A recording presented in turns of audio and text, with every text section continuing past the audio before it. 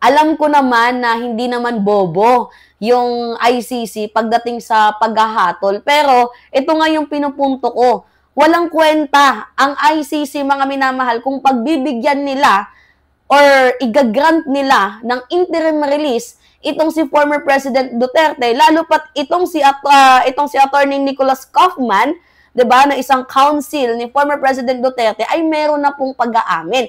At na-pick up na rin po 'yan ng Malacanang, to the point na nagsalita na po ang ating presidente patungkol dito sa pamamagitan nga po ng kanyang spokesperson ng Presidential Communication Office, Undersecretary Claire Castro. Ito 'yun.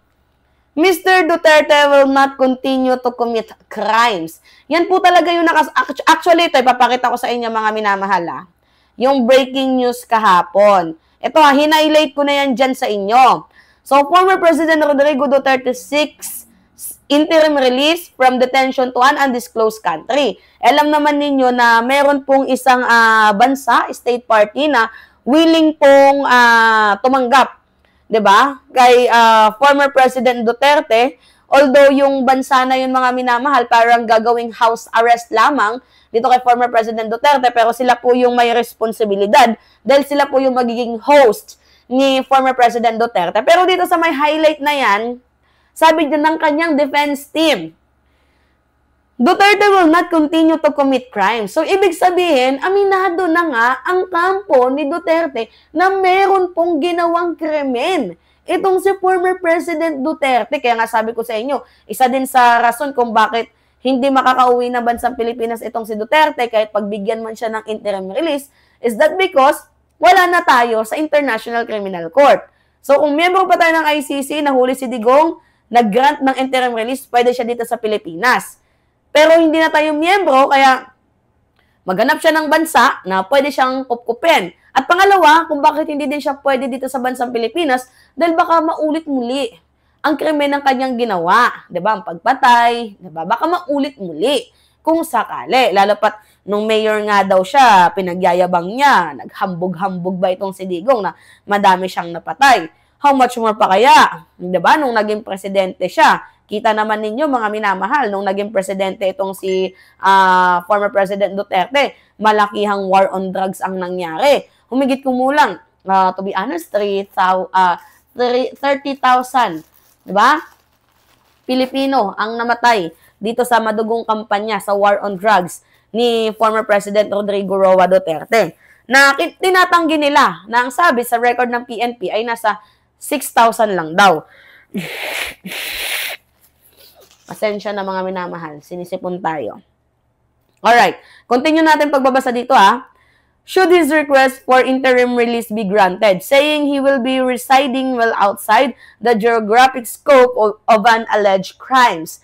So, ngayon, yung punto kasi natin dito, mga minamahal, sinabi na ni Nicholas Kaufman ng kanyang defense team na hindi na daw po uulitin ni former President Duterte yung krimen. So basically, mayroon ng pag-aamin na meron niyang ginawang krimen itong si former President Duterte. Kaya nga sabi ni Yussi Claire, they will include that in their motion or petition, Mr. Duterte will not continue to commit crimes.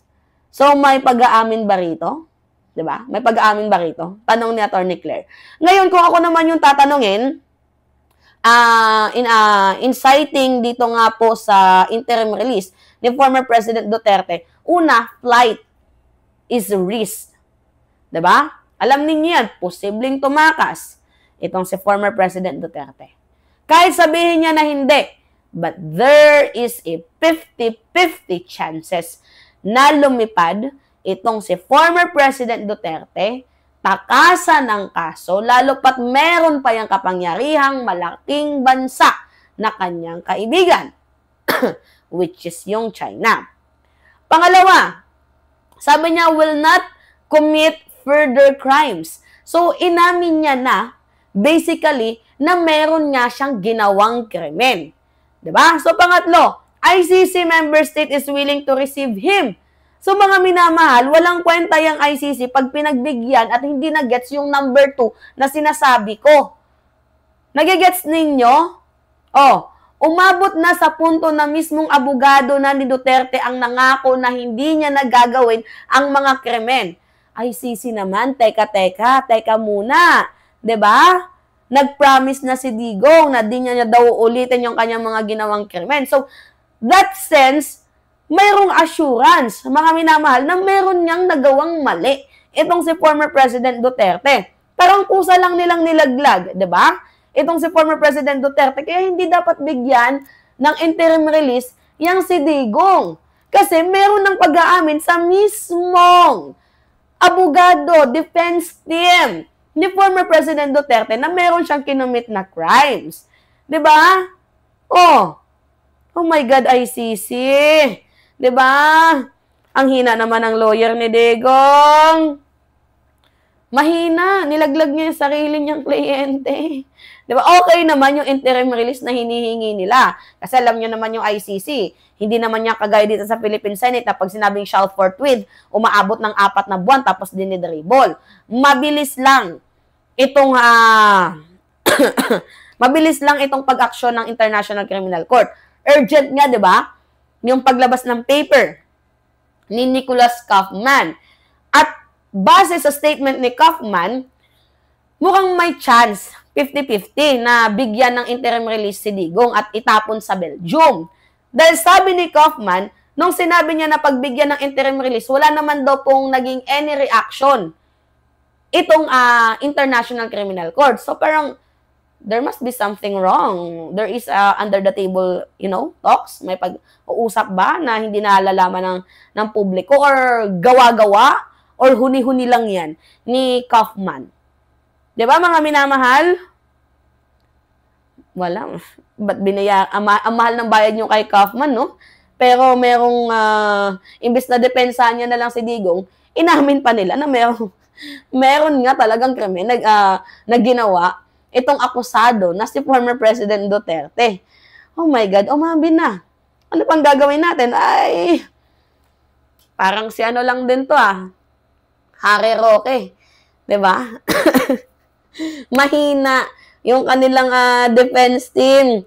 Piniperahan lang sila ng lawyer ni Digong. Tingnan ninyo. Nahuhuli nga naman mga minamahalang isda sa bunganga. Akala ko ba walang ginawang krimen? Kasi yan yung lagi nilang sinasabi. Wala namang ginawang krimen si Digong. Yung una pa nga nilang petisyon, mga minamahal, tanggalan yung 2 judge kasi mukhang bias, kasi mga pumirma daw po para mabigyan ng motion para mahuli itong si former President Duterte. Sabi ko naman sa inyo mga minamahal, yung pagpirma na nila na yon kasi merong nakikitang probable cause. Kaya pumirma. Pero it doesn't mean na guilty na si Digong. Meron lang probable cause, kaya nga lilitisin pa siya. Ngayon, hindi na pagbigyan, na denied yon, yung hinain nilang ano na yon. Kasi tapon naman talaga yung finailed nila Kaya, di ba, naghanap sila ng butas pero hindi sila nakabutas. Gusto nila patalsikin yung 2 judge kasi matindi. Di ba? Ngayon nangyari, hindi nila napatalsik. Di ba? Hindi nila napatalsik mga minamahal yung 2 judge na yun. Kasi magaling din na gumawa ng reasoning itong ICC. Ngayon, dito naman sila pumunta, mga minamahal, sa interim release. Bigyan ng grant itong si Digong sa interim release. Kaso may pag-aamin, mukhang malabo na pagbigyan ng interim release itong si former President Duterte. Wala, mahina yung defense team. Di ba? Kapag pinagbigyan pa nila yan, ibig sabihin malaking tanga na ang International Criminal Court. Mismong nanggaling na sa bibig ni Kaufman na hindi nauulitin ni Digong ang mga krimen. So basically, inaamin na ni Digong or ng defense team niya na meron niyang krimen na ginawa itong si former President Duterte. O ano yan, mga DDS? Bobo yung defense team ninyo. Yung lawyer ninyo, bobo. Diba? Continue is the word of the day. See? Ay, huli. Huli. Dapat yung AJK victims magsalita, pati yung mga lawyer, magbigay ng pag-o-oppose dito nga po sa mga development na nangyayari, lalo pat si Kaufman, nadulas.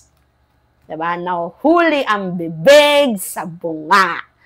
Alright, mga minamahal, pahingi lang po ako ng comments, likes, and share. And also, don't forget to click the subscribe and hit notification bell mga minamahal for more update. Click nyo subscribe para dumami tayo sa ating munting channel. Maraming salamat at ingat mga kababayan.